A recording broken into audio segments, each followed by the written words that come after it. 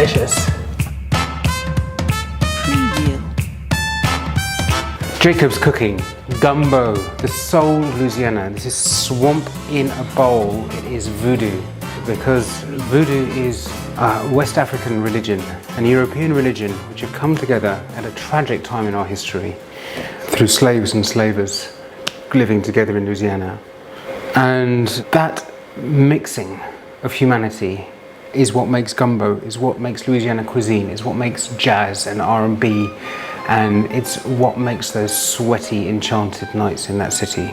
Gumbo is a soup which is thickened. It's not very thick, but it is thickened with 1 or 2 of roux. Now, roux is from France.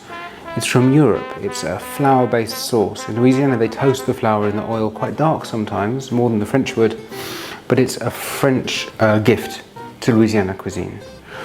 Or it's thickened with filet, which we're not using today. Filet is sassafras powder, and that is from the Native Americans.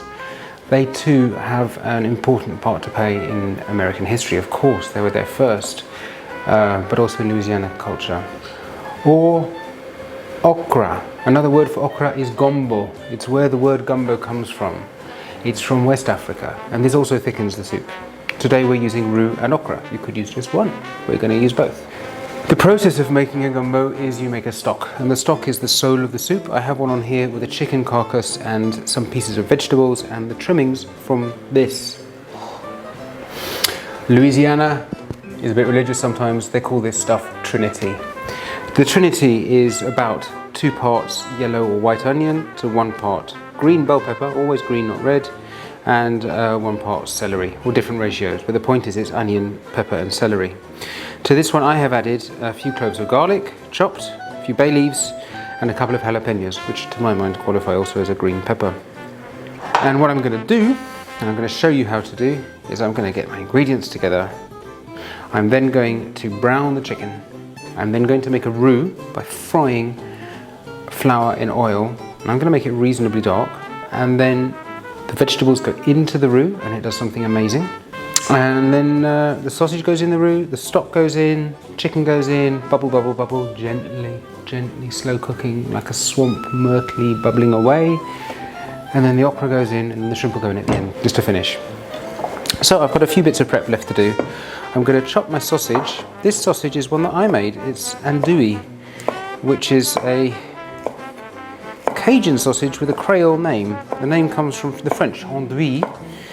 So Creole in Louisiana means anyone who descended from immigrants from abroad, apart from the Cajuns. And this is a Cajun sausage. And the Cajuns came down from Acadia, from Canada. They came because the Brits kicked out the Catholics. And they came down to Louisiana because there was already a nice French Catholic population there who they could join. So we have a Cajun sausage. Now, if you don't have andouille, and unless you're in America, in fact, unless you're in Louisiana, you almost certainly don't have andouille, you can use any kind of smoked sausage. Even a frankfurter would be okay. This is a really coarse sausage. You can see these massive, that's a whole piece of meat in there, the massive pieces of meat I've got. But a frankfurter would be okay. You could use smoked Polish sausages. They can work really, really well in this soup. You could use smoked pork, so like a smoked belly bacon in little chunks would work quite well. Or if you can't get any of those, you could use cooking chorizo. And chorizo tastes smoky because it's got smoked paprika in it. It's a bit redder than this because of all the paprika, but it's not a bad alternative. Okay, so we've got a sausage. You could also omit it. I mean, shrimp and chicken gumbo, delicious. I've got okra. Now, some people don't like okra. Some people don't like life. Some people don't like sex. Nobody's perfect. I like okra. I'm just taking the tops off it. And then I'm going to slice it, not very precisely. So this okra I'm just going to chop roughly 1 centimetre. I'm not being overly precise, and I'm trying not to drop too much on the floor. So far, none has fallen. Okay, I'm just chopping through. If you're not as lazy as me, you can do it more effectively by doing a few at a time. but I am lazy. So there we go. Okra, yum. And lastly, I have prawns.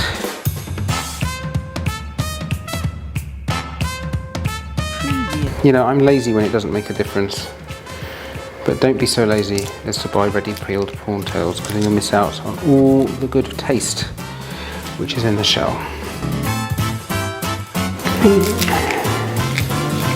There's a really relatively quick way of peeling them. What I'm doing is you put off the head. You can then peel, let's say, the top 3 or 4 segments, and then normally if you squeeze the tail, it'll just pop out with the rest. So you don't have to peel it all the way down painstakingly. Just peel like 2/3 of the way down and then pop out. This show is called Jacob's Cooking, not Jacob's peeling prawns all the day. I could have done this before I even came on camera, couldn't I? They're not prawns, by the way, they're shrimp. We're in Louisiana. Shrimp, swamp, scrimp. Scrimp is what they call shrimp on the streets. And the plural of scrimp, one scrimp, is not scrimps, but scrimpsuses. One scrimp, 2 scrimpsuses. There we go, I've got my scrimpsuses almost done. And this beauty is the last of the scrimpsuses.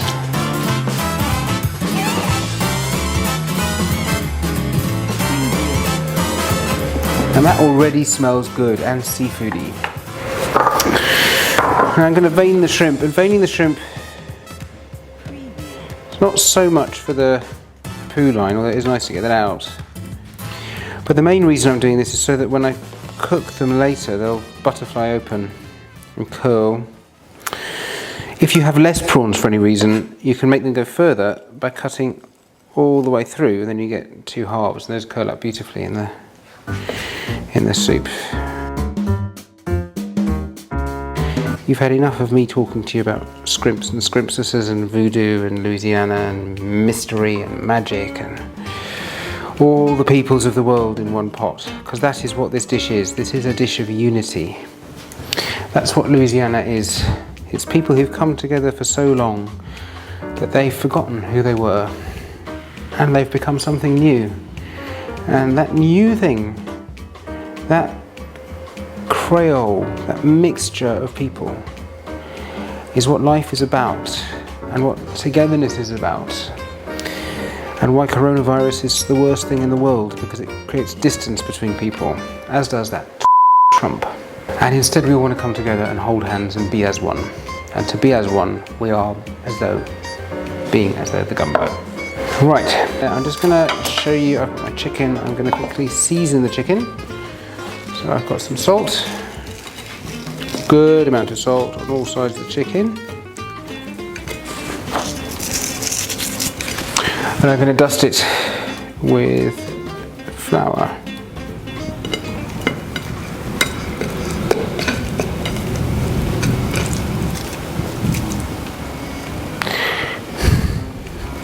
Okay, we're going to change angle. I'll see you in a minute.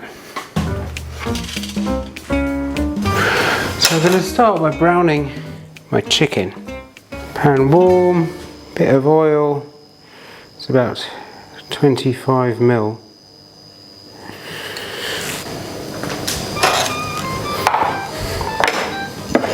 Now, cooking is all about understanding what you're doing and controlling the temperature. And my pan's not hot enough. But what I was going to try and say is don't get your pan too hot. And the reason for that is that you want the chicken to brown really well. Now if the pan is too hot, it will brown and burn in little places on the outside before the skin underneath has gotten really crispy. So what I'm going to do, once it starts frying, is I'm going to moderate the heat, because I want it to have a good, say 5 to 10 minutes on each side in order to really brown well.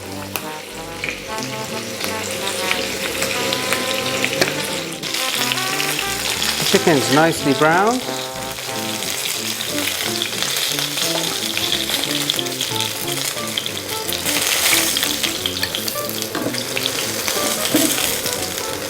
Beautiful.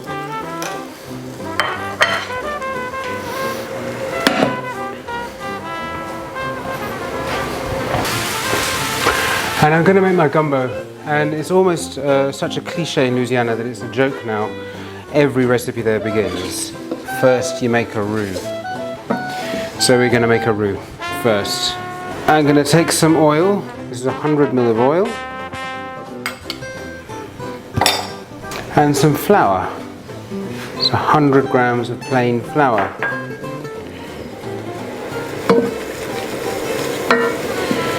And I'm going to fry them. And the colour that I fry to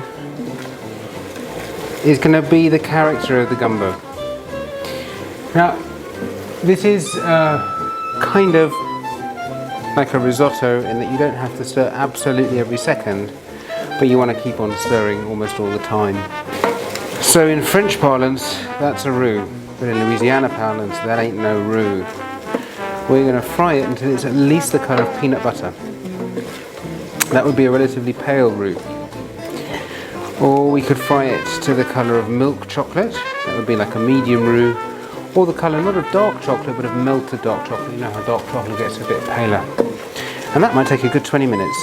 It gets really hot. I mean, it's going to get up to almost double the temperature of boiling water. And unlike oil or water, which are runny and tend to form a thin layer, this is thick, like caramel.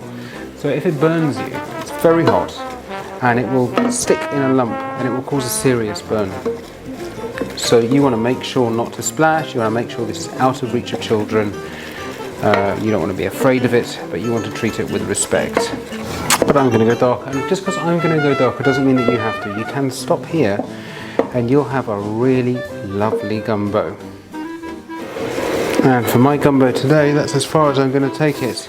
Don't forget, you can go further. You can go all the way to a rich red brown. I'm going with my Trinity, which has got added jalapeno, garlic and bay. So that's onion, green bell pepper, celery with added garlic and jalapeno and bay.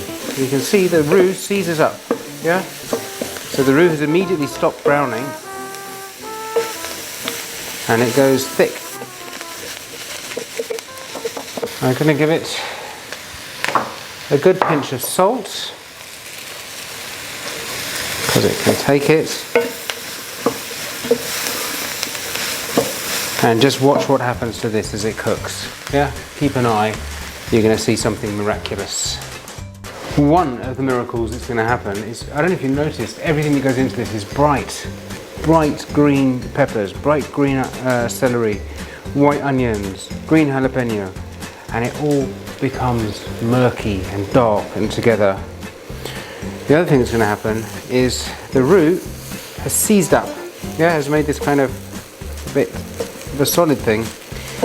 As it cooks, it's going to absorb water from the vegetables and it's going to become a glossy, velvety, gorgeous texture even before we don't go anything further. Yeah, it's going to sweat for about 20 minutes. It's been about 20 minutes. I'm satisfied with how this is looking. I'm going in with my sausage.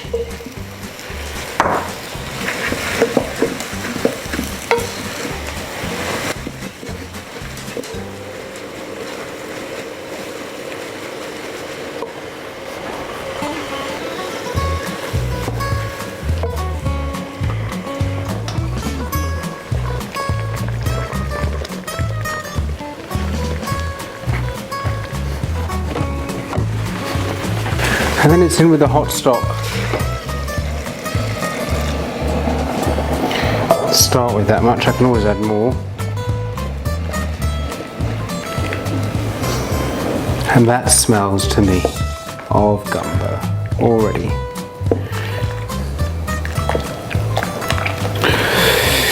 That's the work done. This is going to have to come to a simmer, which I can do now. Then the chicken will go in.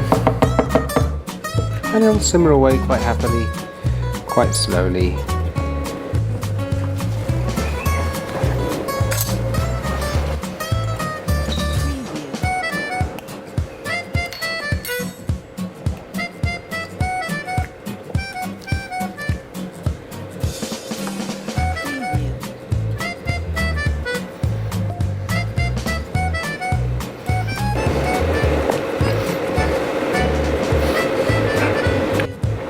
simmering. In goes the chicken.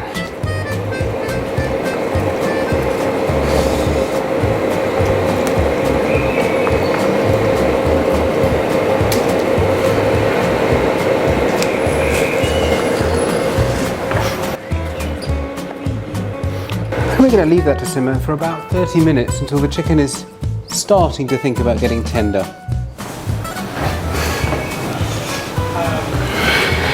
So we've been simmering for about half an hour. The chicken is cooked through but not yet tender, and the gumbo stock sauce thing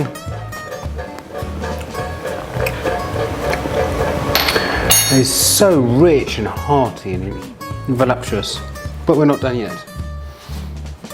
Okra is going in now, and that's going to simmer for about another 30 minutes. And this is a dish where the okra has to get proper, and you could eat it after 5 minutes. It would be technically cooked, but we want it to be properly soft and giving. Plus the chicken needs longer. So I'm going to bring it back to a simmer. We'll turn the heat up for a second here. Not too high, just a medium. Oh, yum. And then I'll leave it simmering for another 30 minutes. I'm just tasting for seasoning, and it's got a nice amount of salt. Not too much, not too little, just right. Wow. The thing is, this is like I suppose a bit like most curries. The whole point of the dish is that everything loses its flavour into everything else. And it becomes one thing. So it's not like a lot of Italian dishes or Chinese dishes where you've got individual notes of flavour, each of them standing on their own 2 feet. This is something where they meld and melt and fuse, and you get this alloy. It's one flavour that speaks of one place, of one history, of one humanity. All in the gumbo pot. That's simmering. I'm gonna put the lid ajar. I could leave the lid off if I wanted to, but I don't. Turn it down to what I know is simmering temperature. Just simmering. Leave it be another half an hour. So it's been simmering for about half an hour with the okra in it, and it's brown, like lots of good foods are. I'm gonna have a quick taste. At this point you can just check the chicken should be tender, which it is. If anything needs longer, everything else can take it. So, I'm going to go in with these shrimp. It's quite a lot. I'm just going to stir them around to break them up. You can see immediately in the hot liquid they're starting to change colour and to curl. So I'm just going to simmer them for maybe 2 minutes on this low heat, and then I'm going to take it off the heat and let them sit for another couple of minutes so they're just gently poached through. The thing about shrimp, of course, is you do want them to be cooked, but you want them to be only just cooked. See, they're starting to curl up quite nicely already, and they've only just seen the liquid. So I think a lot of people think that gumbo is this exotic, spicy thing, but it is the most homeliest of homely stews.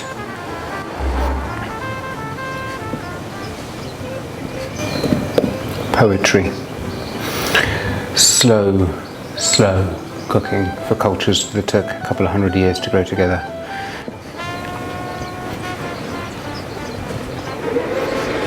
I reckon that's done. I'm going to take it off the heat, and I'm going to see you in a second when we're going to plate this thing up.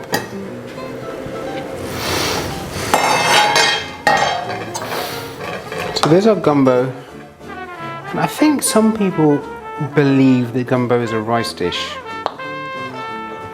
and it really isn't. It's a soup, and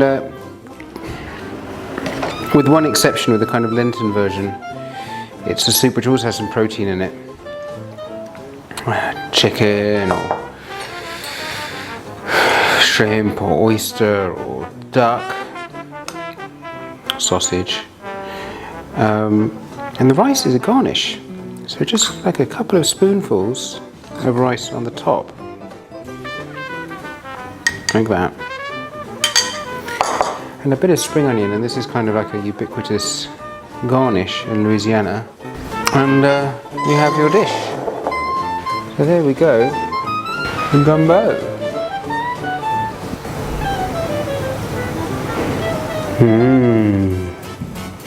So I've got me my gumbo. Look at that.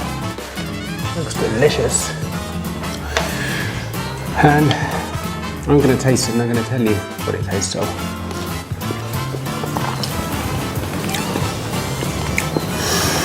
It tastes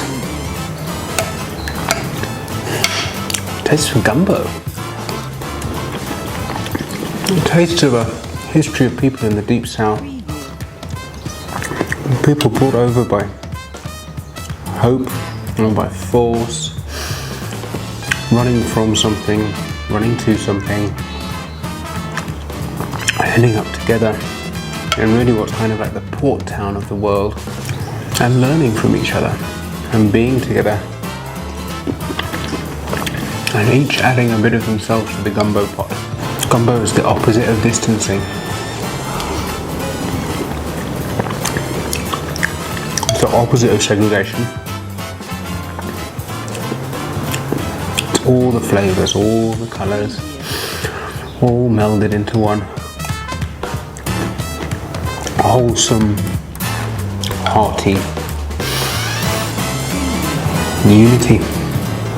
It starts with the Trinity and it ends up in the unity.